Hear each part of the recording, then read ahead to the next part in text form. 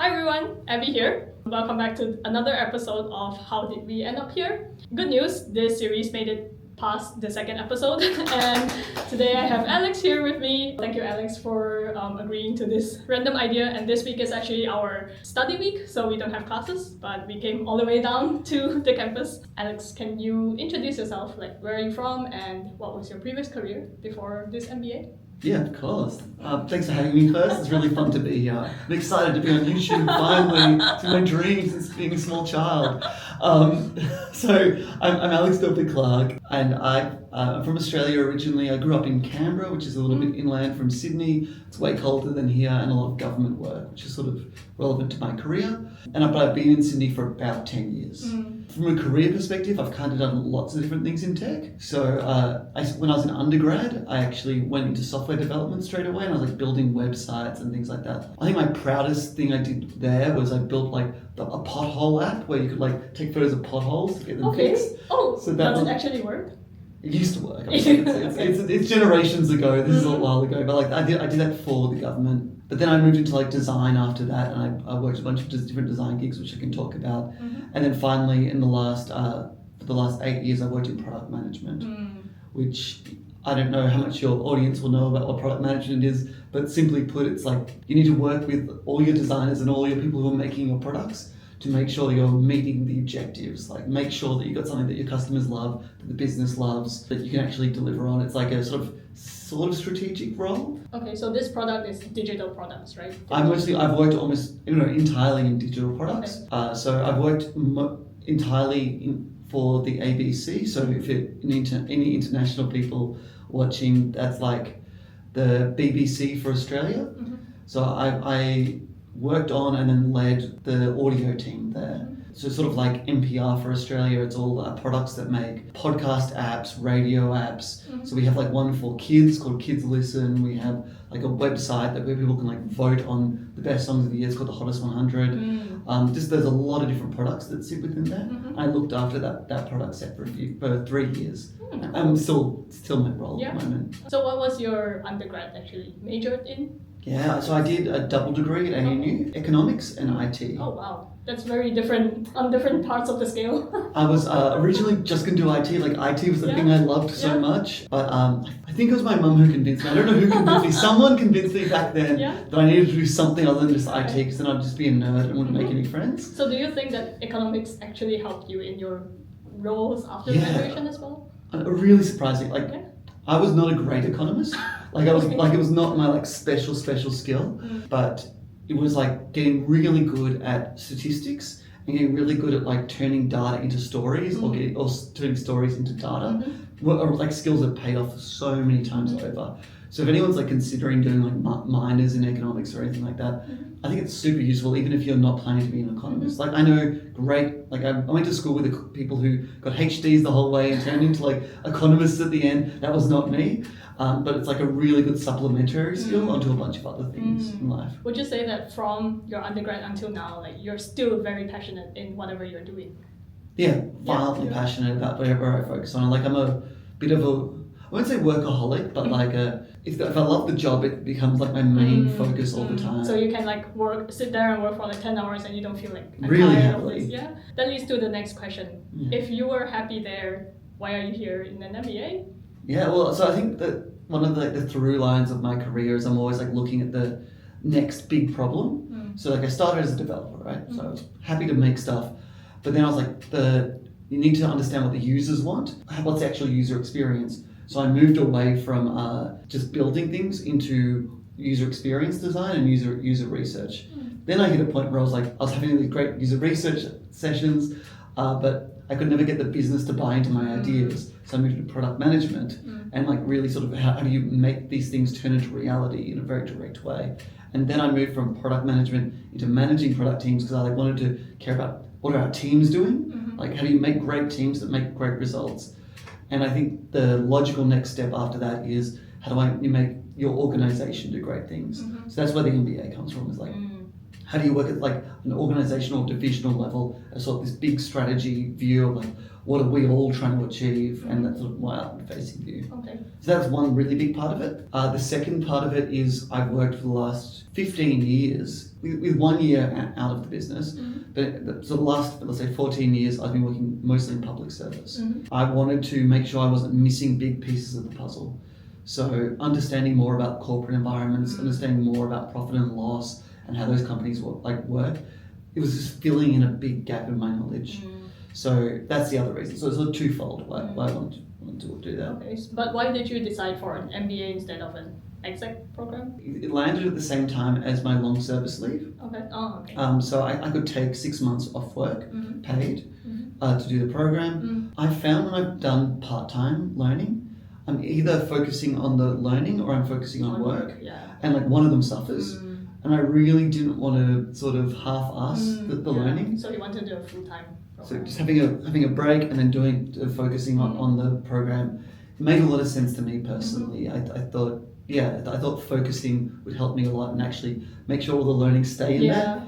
Like it doesn't just, I don't know, have you tried doing those part-time courses where it just bounces off the brain? Yeah, and then you have to work and then you have to balance like everything and then you go nowhere. You get a certificate at the end and you're like, what did I learn? It's like, I have this, but... I'm an expert in this area. Am I an expert in this area? So I wanted to play that.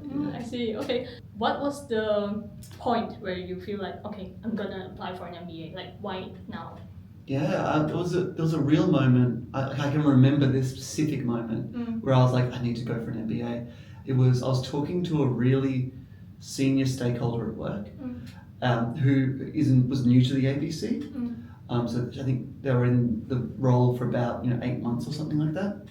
And we're talking about a process that we go through, like procurement. I don't know how much you know about procurement, but like it's a punish wherever you work. So why are our problems the way they are? Like why is procurement so slow? Why is this process so slow? And I just put up my hands and I said, that's how it is. And I don't know, in that moment I reflected that I'd sort of become quite static in my thinking, that I'd sort of just accepted the status quo day to day. And like I don't think you can change procurement. That's not the point here. Yeah. It's just that my attitude had become one of this is how we do things, and that never used to be how it was. Like I always used to be the person working on projects who'd be like, let's change things up, let's try this thing, let's try this other thing, and I'd realised I'd become quite static. So that was one of the really key moments that pushed me towards taking the course. I can totally relate. I feel like it's the same because I came from construction. It was always about like, oh, we're building this, but at one point it's like, why are we building this? You know, it's like, what was the business idea behind the people who decided we're just gonna build a building on this land and it will be the tallest building in the country? It's crazy, right? Yeah, but as like a junior level that I was, we just followed whatever, my boss asked me to do this, so I do this. But at one point you go like, why am I doing this? And I think that's where you start to think about, I think I want to do some more learnings. I want to go back to the MBA. Yeah, I think it's like, I don't want to speak for you, but it's sort of, sometimes you need to step out of your job to understand why you should do things or why you shouldn't do certain things, and to give you that sort of radar for what makes sense or what doesn't make sense in your workplace. And I think you mentioned like in the strategy class as well, sometimes when Patrick is our strategy facilitator, so sometimes when he talks about concepts or frameworks and you relate it back to your work, and you're like, oh, now I know why people do things the way they did. And then it's like, oh, it's like the light bulb on top of your head suddenly goes ding. Yeah, 100% agree. Yeah. It's been like 2 months since we started this MBA program. So how has it been for you? Like, what was your biggest learning and what has been challenging for you? Oh, biggest learning. Can be anything, like personal, professional, or anything. There's been a lot of really good self-reflection. I think one of the skills that I've been trying to work on the most in this course is storytelling, because I've realized from this course that if you want to make it up the higher ranks, you really need to be good at it. And I'm okay at it, but actually putting effort into stories and not being scared of having something a little bit more expressive in your work, that's been like a perfect big chance. hello, let's tell stories. Yeah. Exactly. I think the storytelling aspect of leadership is essential, and that's really embedded itself in my brain over the course of this. One of the weirder things is I've enjoyed in the course is being accounting. I don't know if you could see my experience. Okay. Oh, it is just another world. It's like another whole place, like strategy, managing people, marketing. I've kind of done a little bit on the And side. they're very subjective things, but accounting is like you get it right or you get it wrong. So And it's different to what you'd expect. Yeah. Like it's like on some level strategy is common sense. Like it's very hard common sense. You can learn frameworks that make you great at it, but it's common sense. Accounting, some of What those is that? some of those concepts are like, why would you do it this way? Yeah. And then a week later you're like, I understand why you did this And way. also, it's like different countries have different ways of doing it. So sometimes when in class, like our facilitator will say, okay, in Australian context you do it this way, but it may not be the same in other countries. Yeah. Absolutely. Have you had like any past experience with accounting? Not at all. Almost zero. Like I've had to help people out, but I've never understood why so I've had to help people out on where our accrual costs for a year were or something like that. And I've never understood why they made certain decisions some ways. So it's really changed my view on things, or at least like refined my view. I've really enjoyed that course. Wait, so you didn't need to touch anything on accounting when you were doing economics? Not at It's all? really quite different It's really worlds. different? Okay. Yeah, like that's no, really not. Like yes, there's some things around how do you manage like variable costs, but it's not the same. It really isn't the same. Plus, on economics, I was much more passionate about the non-mathematical side. So like the facts, concepts and stuff? Or? Yeah, because I think a lot of like people get distracted with economics thinking it's all about graphs. It is about graphs, Yeah. but it's not about specific numbers in my opinion. It's about the stories that those graphs tell. And I always love the storytelling side, less so than like, here's why this curve goes up 5% each line. It was much more, what is the state of a country at a time and why they're the way they are economically. So, yeah, so no, I haven't learned much about accounting. The biggest challenge for me, just to go back to your original question, of course. I don't want this Accounting. a little bit. I actually wrote it in both sections when I was preparing for this, like, what's best, what's worst? But one that's been challenging for me on like a energy level is the amount of socializing. Yeah. Like Networking, meeting new people, meeting old people. Absolutely. I don't know. Have you found it the same? Yes, it's the same. And also because I think I mentioned this in my previous episode as well, the school organizes a lot of events for us. So not just classes, but also like welcome event, networking events, some professional forum that we had 2 weeks ago. And it's socially, mentally draining. Absolutely. It's fun. I thought it was just me because like, okay, we are international students and we're not used to like speaking that much English like full time, but you're Australian and you also find it mentally draining. Interesting. Well, I think if you're at least I'm somewhat introverted, so the concept of spending all day with a bunch of people and New then people. the evening Yeah. and new people and try and navigate those different conversations and thinking about what's the pitch I'm trying to make in this time. It's just a lot of things to layer on. So while it's actually been a great experience, and I think each individual networking event or even just the social events is quite, I enjoy them individually. In aggregate, it's too lot. much. It's a lot. It's too much. So I think when we have weeks like this week, we have a bit of downtime. It's Yeah. sort of nice to just Yeah, sit back to and- just like wake up in the morning like, do I have anything on my schedule today? Yes. Yeah, I think that's another thing about the MBA at AGSM is because our program is 1 year, so it's like really intense in 1 year. Like if you do it in, let's say, like another uni that is span across 2 years, it may be a bit better. But you have to like do it for 2 years. Yeah, I think other ones you could do a lot of academia at the beginning and then you do a lot of networking. Yeah, towards when the you end. actually want to find a job in the end. Yeah, exactly. Yeah. The one useful reflection here was they've been saying quite a lot to us that in the Australian market, networking is really, really key. Yeah. And I was reflecting on how I got all of the jobs I've had. Is it true networking? Kind of. Kind of, Unfortunately. So if someone knows someone who knows someone. Yeah. I got my development job because I knew someone through university. I got my design job at the ABC through, it was meetups, so I went to a lot of design meetups and I made some really good connections through those. When I moved from design to product management, it was actually because I interviewed a lot of product managers about product management because I was trying to figure out if I wanted to make it into the job. Yeah.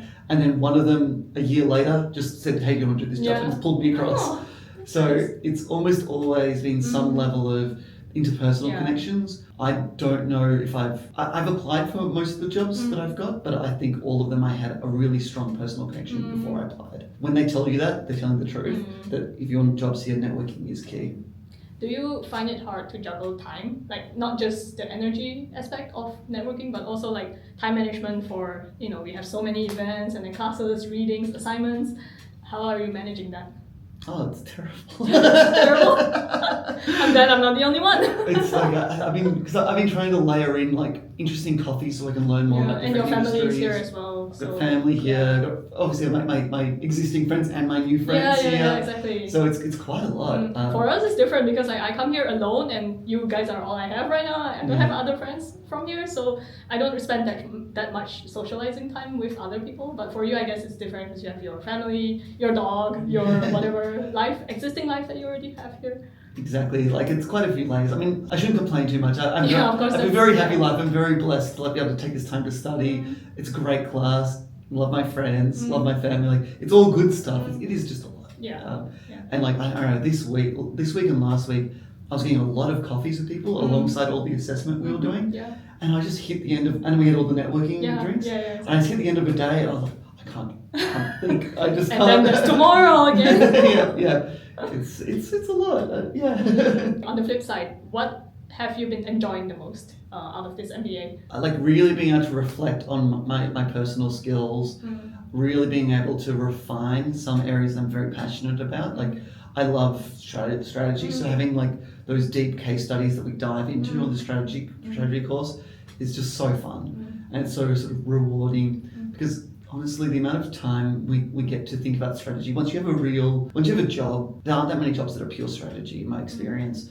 And everyone needs to do more strategy in their work. Like most jobs need a bit more time. But you are so back to back, working on different things, trying to get new projects out the door, trying to make sure everything's on track. So you very rarely get the time to just sit back and be like, how do I think about strategy? What's important to me? Really bed down those skills. It's like a true blessing of time. Like I love it. So that's been like super lovely. Nice. What about you? Like, do you agree with that? Yeah. I have. I'm glad that I take a break from work. So I feel like I'm leading totally different life right now because working used to be like work, everyday work, but now you go to classes and you meet new different people and you really have time to think about what's my next step in my life and am I really doing this right? Like I'm very enjoying it. Still figuring things out, meeting new people, and it's a big shift from my previous work and shift in country as well. Yeah, so I've been enjoying it, but still learning to manage everything. But I'm glad, I mentioned this in my previous episode as well, that the people here are really nice, especially our cohort. See, Alex agreed to come here right after I asked him. So the people really helps. Yeah. It is a lovely cohort. It does make a big difference. So you worked in product management, right? Yeah. If there is someone in, let's say, undergrad or high school or some kid who is interested to go there, what do you think they should work on, or what advice do you have for them? Yeah, well, so firstly, I think product management is in a state of a lot of change at the moment. So my advice is probably out of date by the end of the week. With AI, it's really changing how we develop products. But I do think, so product is a sort of generalist job, so you need to be very good at working with other people, sharing ideas, sort of reaching decisions effectively with groups. So being someone who's really good at collaborating and working across specialities is super important. Also having a broad experience is really important. A lot of people use MBAs to get into product because it makes your business side very savvy. But if you have some experience in design, or marketing to some extent, or you have some experience in development and building things, that helps a lot because the more experience you have outside of just business, the better you'll be at working across areas. Wait, so building things means coding, programming? Does it in my world it means coding. So I'm trying to make it so it's not just digital products. But 80% of product jobs are in digital products. So if you have some knowledge of how to build things, or some knowledge of design and audience research, audience understanding and marketing, that gives you a lot broader experience to talk across spaces.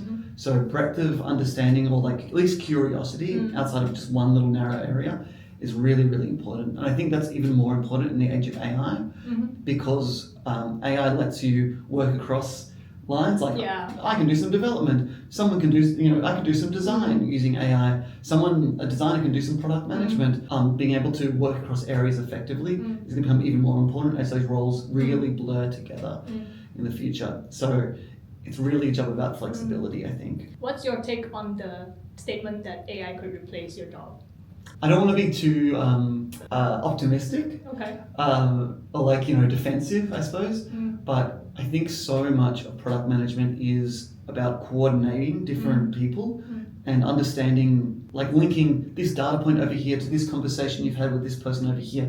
Like it's a very human job. There is stuff that product management does that should go away. Like a lot of product management traditionally was about writing requirements, like writing long requirement docs about how exactly this thing should work. That's going to get eaten up. Like that doesn't need to exist anymore. But that was never the good stuff in product management. That was never the really interesting. It's like a mundane jobs, right? I was never excited to do that. Like I hated it. I somewhat hated doing that. One thing I will say is that the thing I will miss the most in the age of AI is the downtime job, where you've like talked to people all day and you're like, for half an hour, I'm just going to do an Excel spreadsheet. Yeah. Like, but now AI can do that. No, AI does that. So it's you have to talk to people all day. Exactly. I think I'm going to miss that as AI takes over. It's like, we need to find some way of letting our brains relax so it isn't all just the really human thinky work.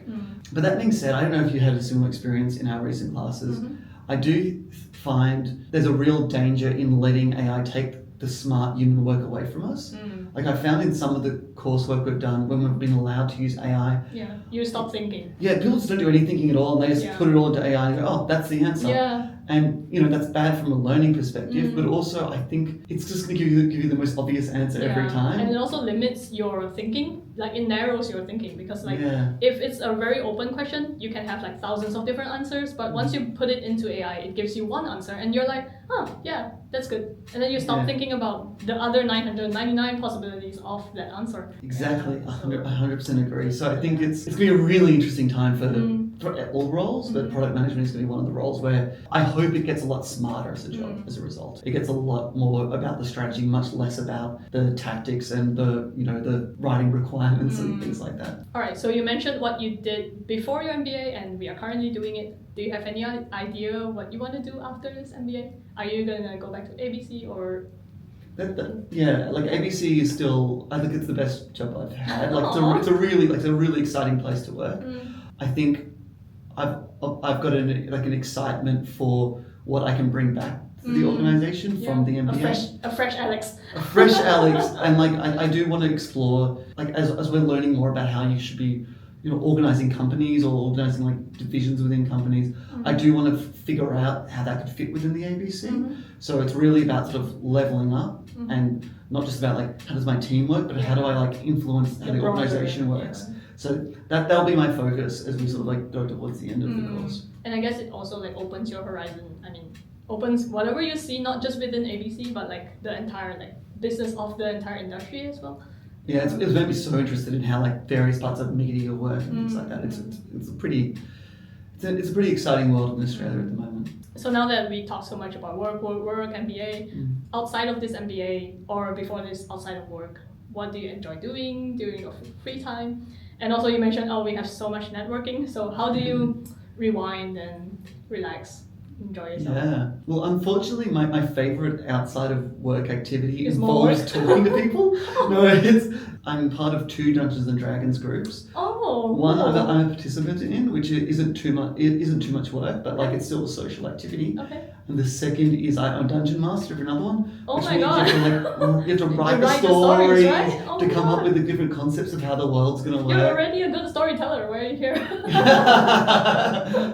But I really I love it's a different style of storytelling. Like I've tried creative writing, I've done a bit of creative writing, but the thing about Dungeons and Dragons stories is you have to make a world and a bunch of characters, and then your friends are going to interact with it, and they're going to mess it up, they're going to make a mess. And then you have like different situations, like if you decide to do this, then what will happen? And and you have to like improv a little bit along the way. Like it's a really fun activity, but it is, after a long week of networking, it is a lot. More networking. It's like a very socially intense experience. But I guess if you enjoy it, it doesn't become like mentally draining. Yeah, So- absolutely. And but you can spend time at home alone, just writing stories out and coming up with new ideas. It is one area where I think AI can be helpful, but hasn't really mastered it yet. Like AI doesn't know how to make a really great character. And AI has no emotions. It's not empathetic, so it can't really understand like how a human think. It can only like try to. And it's very bad at being funny. It's one thing I found. Like, It's humor. It is terrible at being funny. You have to insert humor into these processes. Which So AI do you use, Claude or? I'm pretty. I try not to limit myself, but it's once you get a certain amount of information to Claude, it becomes the best one. But I have been playing around a bit with. I like using Lovable to set up really specific websites for my specific problems. So I do have one for running my Dungeons and Dragons campaign, like a full Lovable website where you can like roll different dice, and it has all my friends' characters in there. Are you famous in the Dungeons and Dragons space? No. No, I just like to. I'm just trying to do this to like figure it out. Yeah. I also made like a little app for my family's shopping list, which is all our favorite recipes. You just press a button and it gets you a full shopping list for all the recipes. Like nothing crazy, but you can just solve little problems there, which is pretty fun. Yeah, with AI, sometimes I put my things into Claude and then it doesn't give me a very satisfying answer. So I take the answer and put it into maybe ChatGPT and say, refine this. And then it gives me a better one. And then you go here and there and it's like, okay, this is the best. Yeah. Because sometimes the answers that they give you are quite different sometimes. Yeah, really. Depends what you ask it, but yeah. 100%. I guess there's no best one. You just have to kind of like leverage on each of them to see Especially what right now, where it's like they're all evolving super quickly, exactly. so you got to try them to understand them. I'm actually thankful that I didn't go to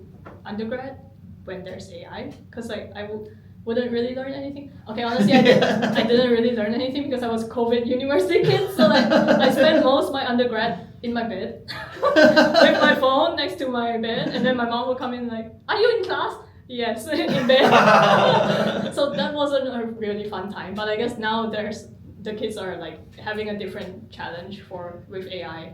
If it makes you feel any better, though, I spent most of my undergrad at the pub. At the So like it's the other extreme. And you spend money, I don't. Yeah, exactly. You saved up a lot more cash. Yeah. I wasted money. It was social, but not very educational. Yeah. So like I think undergrad students will be undergrad students no matter what situation you put them in. They'll find a way to not do that much work. They can avoid Okay, it. it makes me feel better. I spent my undergrad on bed. What is your biggest achievement in your life so far? So it can be personal, professional, or both. Ooh, I didn't think about personal. Okay. I Dungeons and Dragons master. Yes, I finally got that. I've been very like on the professional side. I've been really happy with what the ABC audio team's become. I think about 3 years ago, we completely had to reset the whole team, and so it went from I think we had about 3 team members full time. Actually, probably closer to 5 or 6. It was like a very small team, and we very quickly grew it to about 30 people. Oh wow! And that was, and like the product size has become like gone from like a few 100,000 to millions of users over that time. We've gone from like kind of being a bit distant from our friends in content, because you know the people who make podcasts, make radio and stuff are really important to us, but they were going through a lot of changes at the time too. And now today it's like locked together. Was that during COVID or after? It was straight after COVID. Okay. As COVID was winding down, they were resetting themselves, we were resetting ourselves, and then we sort of naturally it was a really nice time where everyone sort of came together and we sort of supercharged both our sides. So, and it's really been like a great story of like when you're building a great product and you have great content going into it, and you've like got a great team that you're sort of building up at the same time, how like it can just go through the roof. So we've had like fantastic growth year on year, every single year for the last 4 years or so, but especially in the last 2 or 3, it's been really cool. So really professionally proud of that space. Personally, I really like my painting collection. I've been collecting paintings over the last few years. Like maybe I need to give the class a tour sometime. You have so many hidden talents that I didn't know. Oh, it's not my paintings. We buy I thought you do paintings. No. We buy paintings. So your painting collection. Our collection we've been like building on over the last few years, and like if you walk around our house, there's all sorts of wild and interesting. What kind of paintings? Like what themes? Quite modern. Modern. Okay. Modern ones. We have some like traditional watercolor style paintings, but a lot of quite contemporary art. Does it cover every inch of your wall? Yeah, we have like a hideaway space where you hide all the paintings that we don't have space for at the top of the house. Interesting. I imagine you have like a room full of paintings that you can just go like, not this one. Yeah, we have that. Really? And we also have that for vinyl records too. We have like Oh this my big God. pile of vinyl records. So Okay. I don't know, it's not really an achievement, but it's the thing I'm really excited about. Yeah, it's very cool. I guess like different things give different people like happiness, like a sense of achievement. Okay, so I think we have reached the end of our conversation. I really learned a lot about product management and also about you. So yeah, thank you, Alex, for being here today. Thanks for inviting me on. I really appreciate it. It was super fun. Okay, that's all for this episode. I hope I have a fourth. So yeah, bye.